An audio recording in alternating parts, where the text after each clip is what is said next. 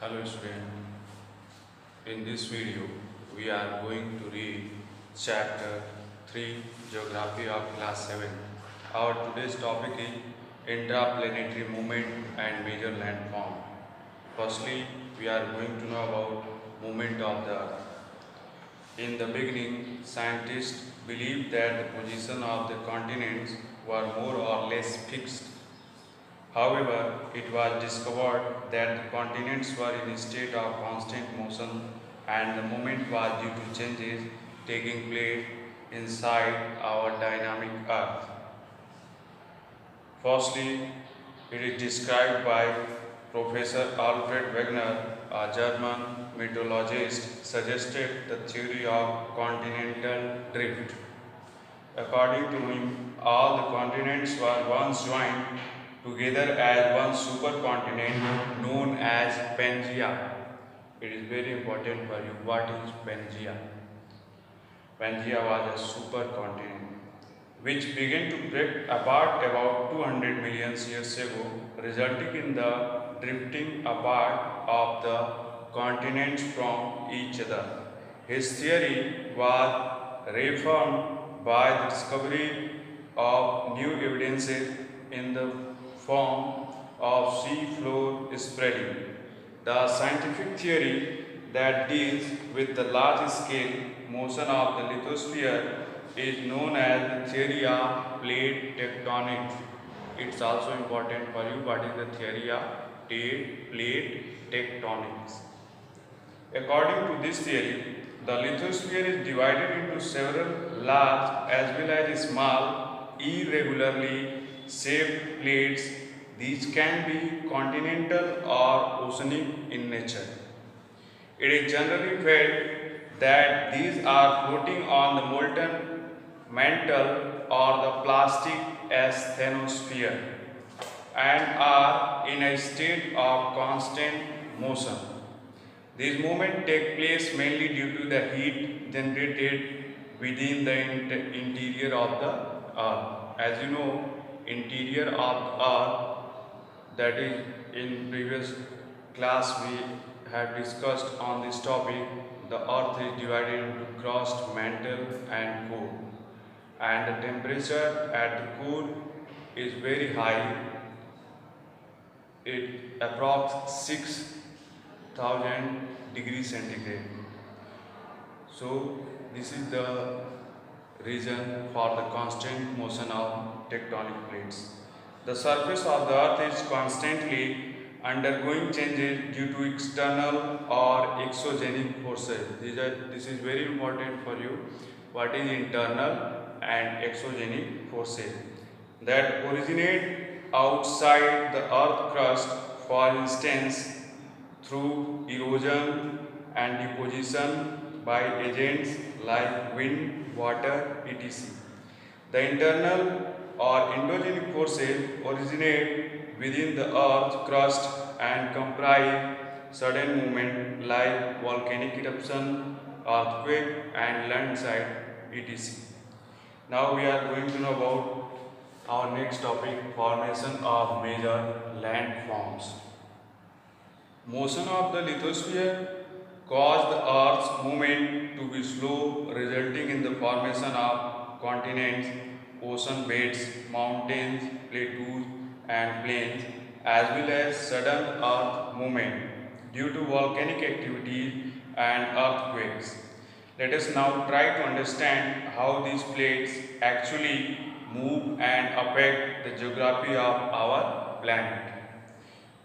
Geologists know where the convection current in the asthenosphere is ascending, the lithospheric plates diverge or pull apart horizontally. Asthenosphere is a part of a place between the crust and mantle. The last parts of crust and starting of mantle, this part is also known as asthenosphere. First point, at low-lying bases, 1. The ocean floor, new rock materials rises to reach the surface of the earth. This seafloor spreading leads to the formation of new lithospheric materials, continents and ocean basins. Wide rifts may sometime be created as in the San Andreas Fault in California, USA. The places where the convection currents in the asthenosphere descends, the lithospheric plates above it converge or more horizontally toward each other. When two oceanic plates converge, one is pushed under the other, leading to the formation of deep sea trench such as the Mariana Trench in the Pacific Ocean. When two continental plates collide, neither gets pushed down as both possess the same density, much like what happens when icebergs collide. The forces of compression causes the lithosphere to get buckled into folds and mountains are formed. And our next topic is formation of mountains.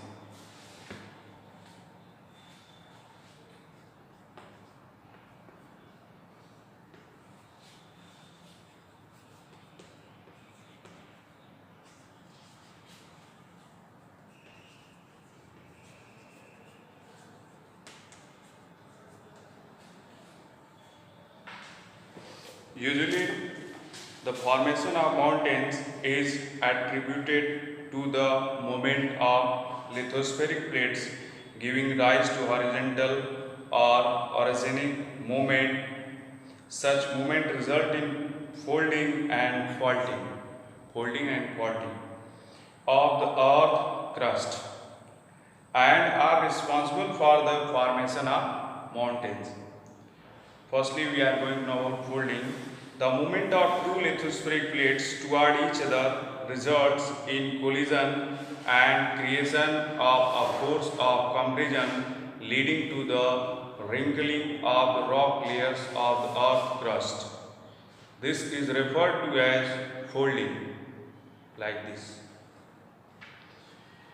The upfold part or ridges are known as anticlines. It is very important for you what is anticlines and what is synclines.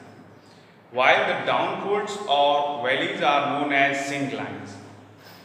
Most of the world's greatest mountains chains have been formed in this way. Mountains like the Appalachian in the USA, Urals in Eurasia and the Aravallis in India were formed millions of years ago due to horizontal plate movement. These are known as old fold mountains. Old fold mountains. The example of old fold mountain is Mountain Aravalli. These are known as old fold mountains. The Himalayas, Rockies, Alps, and Andes are young fold mountains. As they are still being subjected to horizontal plate movement that are pushing them higher even now. Peaks of the old fold mountains are rounded.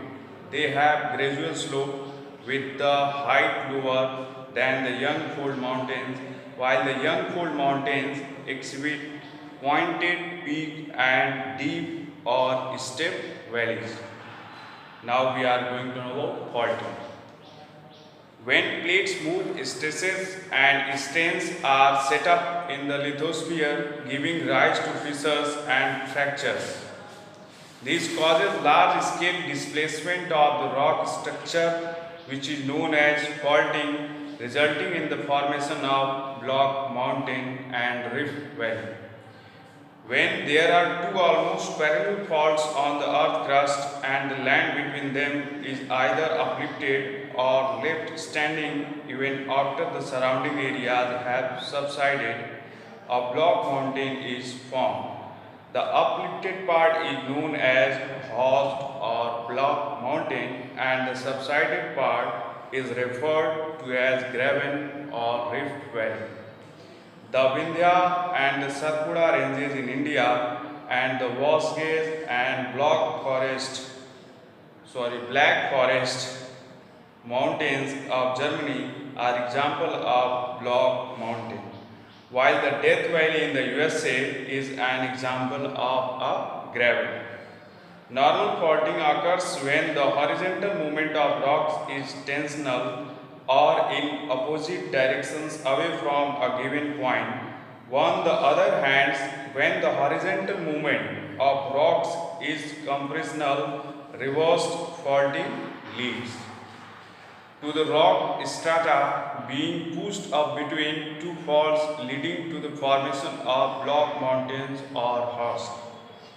Tears faults occur when the rock structure is displaced literally in opposite direction.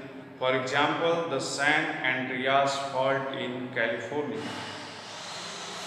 And now we are going to know about earthquakes. A sudden displacement or dislocation of the lithosphere along the plate boundaries causes earthquake to occur. This displacement below the surface of the earth produces vibration or the tremors that spread out in all directions, similar to the ripples created in a pool when we throw a stone into it. Volcanic eruption, landslides, faulting, etc. can also cause earthquake. Minor earthquake can also occur due to human activities like drilling, blasting, building dams, bomb explosions, etc. The point or place of origin of an earthquake under the surface of the earth is known as the focus of an earthquake. What is the focus of an earthquake? It is important for you.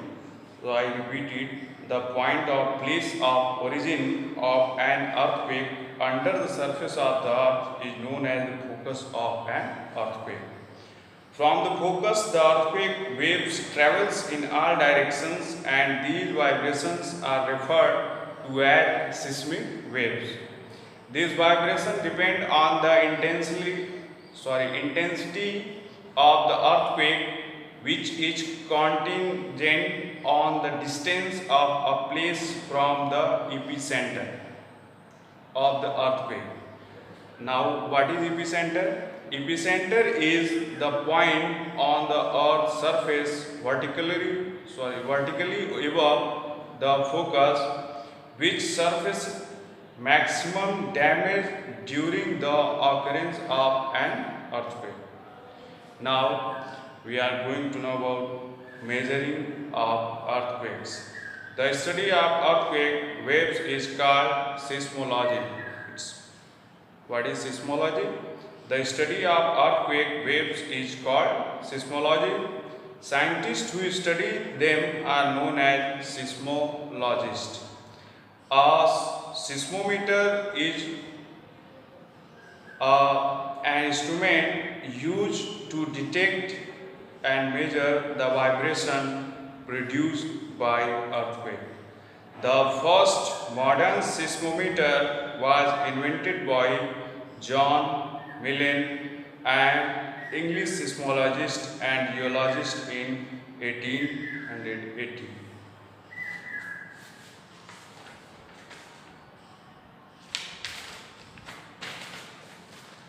An earthquake may be mild or severe. This strength of an earthquake is usually measured on either the Mercalli scale or the Richter scale. Giuseppe Mercalli invented the Mercalli scale in 1902, which measures the intensity of an earthquake. Improved in 1931, the modified Mercalli scale makes use of the observation of people who experience an earthquake so as to estimate its intensity. Hence, it is not considered as accurate as the Richter scale. The Richter scale, ranging from 0 to 9, was developed by the American seismologist Charles Richter. Severe earthquakes which measured 6 and above on the Richter scale cause extreme destruction leading to havoc and extensive loss of life and property. Earthquakes occurs along most plates margins and especially where one plate is pushed under or against another. Land broadening the Pacific Ocean and mountains belts and the mid-oceanic regions experiences earthquakes the most.